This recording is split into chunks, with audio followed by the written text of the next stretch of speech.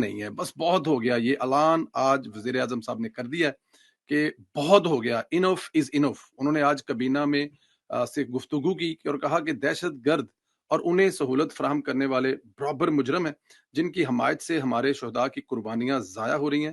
اگر ہم فوری اور فیصلہ کن اقدامات نہ کریں تو قوم اور اللہ ہمیں معاف نہیں کریں گے. میں نے سپہ سالار سے ملاقات، ان کے عزم کا پختہ اور حوصلہ بلند ہے. 24 کروڑ عوام میں ایک صدا ہے کہ خوارج مکمل طور پر ختم کیے جائیں. یہ جو خوارج ہے نا، ان کو جب تک مکمل طور پر ختم نہیں کیا جائے گا اس وقت تک امن نہیں ہو سکتا. اس سے پہلے نواز شریف صاحب کے دور حکومت میں یہ کام کیا جا چکا ہے. پھر جو عمران خان صاحب نے کیا، پھر یہ ایک پوری سٹوری ہے. اور انہوں نے کہا کہ میں سمجھتا ہوں کہ اگر ہم دہشت گردی کو جڑ سے ختم نہ کریں تو حکومت، افواج، عوام کی محنت رائگاں جائے گی. آج میں نے کوئٹہ سے تعلق رکھنے والی ایک خاندان سے ملاقات کی. والدہ آنسوؤں کے ساتھ مگر والد مطمئن اور فخر محسوس کر رہے تھے.